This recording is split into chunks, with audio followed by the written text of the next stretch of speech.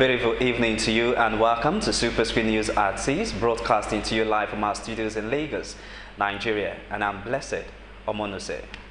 President Muhammadu Buhari has written the Senate seeking the confirmation of a former legal advisor to the ruling All Progressive Congress, APC, Moise Banire, as chairman of the governing board of the Asset Management Corporation Nigeria, AMCON.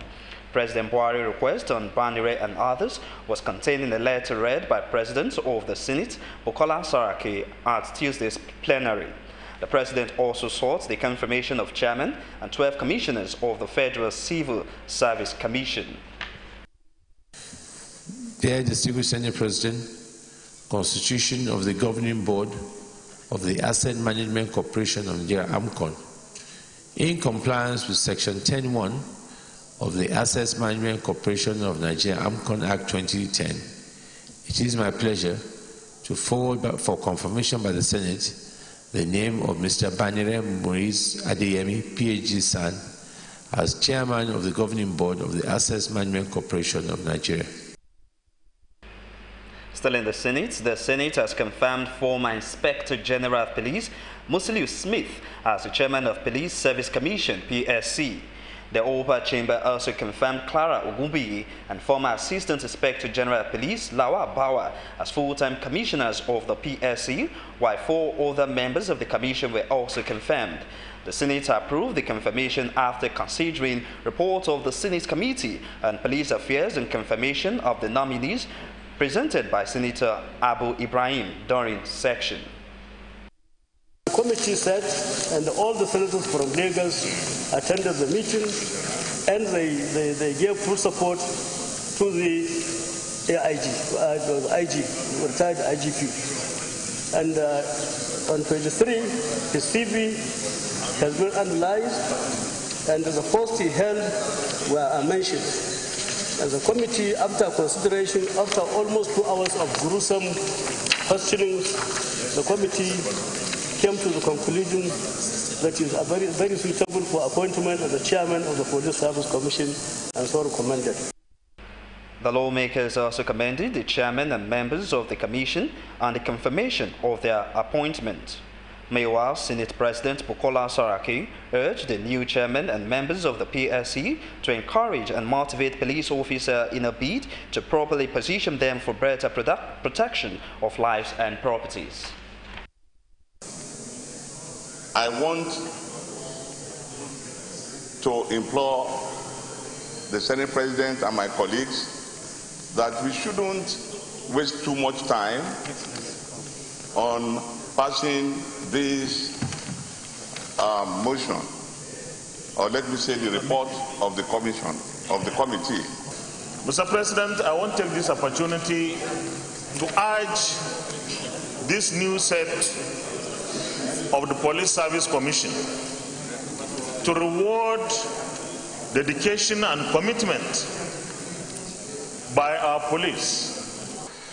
Distinguished colleagues, on behalf of all of us, let us congratulate the new members of the Police Service Commission and at the same time commend the quality of the candidates that have been nominees that are brought forward by Mr. President. It gives us also a lot of hope and encouragement. Away from the National Assembly now to Ekiti State, the Independent National Electoral Commission, INEC, has issued a certificate of return to the winner of the governorship election in Ekiti State, Kayode Fayemi. INEC National Commissioner Solomon Shoibi presented the certificate to the governor-elect today amid a crowd of supporters at the commission headquarters in the state capital, Ado-Ekiti. Fayemi commended the electoral umpire and security agencies for their role during the Ekiti gubernatorial elections, adding that serious governance has started for him. And still in Ekiti State, members of the Ekiti State House of Assembly has condemned and rejected the result of July 14 governorship election as declared by the Independent National Electoral Commission, INEC. The Assembly also adjourned its sitting till October the 8th, 2018 due to alleged harassment of members by security agents. The adjournment followed a motion moved by leader of business Akinyele Olatunji. Speaking at the House plenary in Ado-Ekiti, Olatunji described the process leading to the election and final result as unfortunate. Still in Ekiti, a coalition of domestic and international election observers accredited to observe the July 14 governorship poll in Ekiti State says the election fell short of global best practice and electoral standards. The observers include Center for Credible Leadership and Citizens Awareness, Justice and Equity Organization, Nigeria, International Republican Institute, United States of America, and Patriotic Women Foundation, as well as the other bodies from the African Union, among others. They faulted the deployment of 30,000 policemen for the election, adding that the conduct of some of the security operatives and unwholesome practices of vote buying largely marred the electoral process. They also said the election was characterized by ballot box snatching, sporadic shooting, as well as intimidation, oppression, and forceful influence of electorate free will, amongst others. Away from Ekiti State now to Osun State, the National Working Committee of the All Progressive Congress (APC) says it will adopt a direct method voting in the conduct of Osun State primary election in order to avoid corruption and monetizing of votes. National Chairman of the APC, Adams Oshomole, who disclosed this to journalists in Abuja, said all party members with registered cards will participate in the conduct of the APC governorship party primary in Osun State. Oshomole noted that 17 aspirants are contesting Osun State for the governorship election, and he urged all the aspirants to support the eventual winner of the poll. In order to ensure popular participation and to deepen democracy in Osun State, that the primary elections in Osun State, in line with the provisions of our constitution, which allow for either direct or indirect primaries, in order to ensure that the exercise is conducted by very competent men and women of proven character and integrity and who cannot be compromised. We have also decided to nominate a panel that will be chaired by the governor of Zamfara State, Governor Yari. The Osun State APC governorship primary election will take place on Thursday, 19th July 2018. And now to Benue State. The Benue State Governor, Samuel Otom, has failed to attend a peaceful meeting called by the leadership of the All Progressive Congress, APC. The report says Deputy National Chairman of APC, Lawal Shuaibu, had invited Judge Akume and Otom to Abuja for the urgent meeting. However, only Akume was at the meeting, which lasted for about 2 hours. Shuaibu, who was mandated by the party to deal with the situation, said the party is eager to ensure reconciliation. The peace meeting followed Otom's announcement that he is no longer with the APC. The Independent National Electoral Commission, INEC, says it will announce the date for the conduct of by-elections for vacant seats in the National and State Assembly on Friday. Chairman of INEC, Mahmoud Yakub, made this known during a commission meeting with its resident electoral commissioners in Abuja.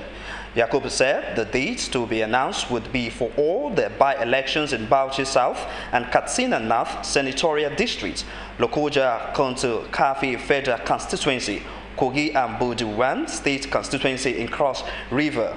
You will recall that the Commission had on Friday announced receipt for formal notification on the vacancies in the National Assembly and State House of Assembly.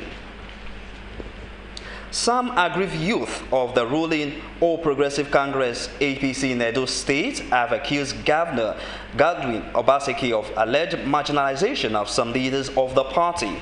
The convener of the group of aggrieved APC youth, Tony Kabaka, alleged that while elders of the party were sidelined, the governor appointed foreigners into his cabinet. Men and women came out for election to vote or to contest. Their efforts were being withdrawn. We have a youth that came out as a chairman. They will tell you, go, you have the right to vote, to contest. After you go in there spending your money, they will now say this is the person we want. These are all these things we want put to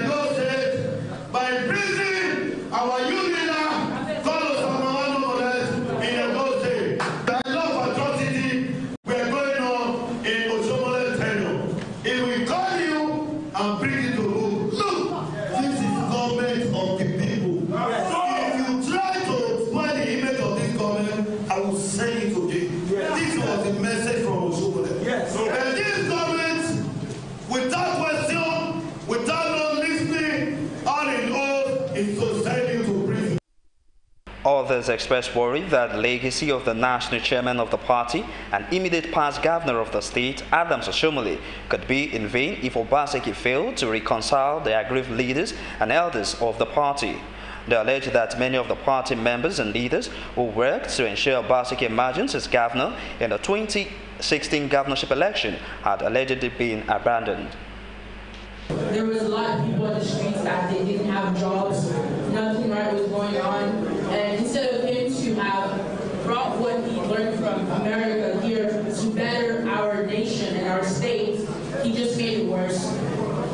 You have to give them something that they can do. You have to give them a job so that they will be wandering the streets, so that their future can be better and they can have something to do and something to keep them busy. When Superscreen News at 6 return, we'll bring you business news in just a moment. Stay with us.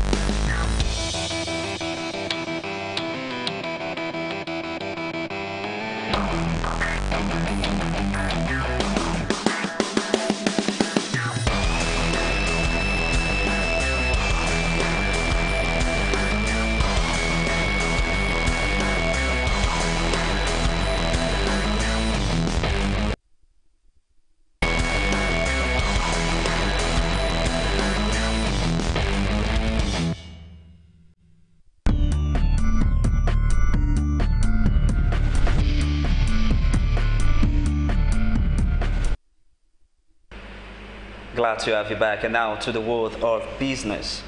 Minister of State for Aviation Adi Sirika has unveiled the name of Nigeria's national carrier as well as the logo at the Farnborough International Air Show in London. Sirika will disclose this during the unveiling, said the national carrier is Nigerian Air. He said the national carrier will be private sector led and driven, stressing that the Nigerian government would not own more than 5% of the new carrier.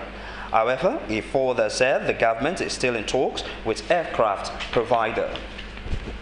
Still talking business, Vice President Yemi Osinbajo has inaugurated the Boa Cement and Coal Power Plant built at the cost of $350 million in Sokoto State. The cement plant, situated in Kalabina, Sokoto State, has an installed capacity of 1.5 million metric tons per annum, while the coal power plant is a 32 megawatt multi-fuel capacity plant capable of generating more power than what the entire Sokoto State currently generates, according to the chairman Boa Group, Abdul Salam Rabiu. In his remark, the Vice President said Nigeria, which currently produces over 40 million metric tons of cement per annum, was the largest producer of commodity in Africa, and that the Boa Cement plant will further consolidate the federal government efforts to be self-sufficient in cement production and the net exporter of their product. He stressed that the investment by the firm in the plant and all the like it were a clear demonstration that the country had vast capacity and potential for profitable investment.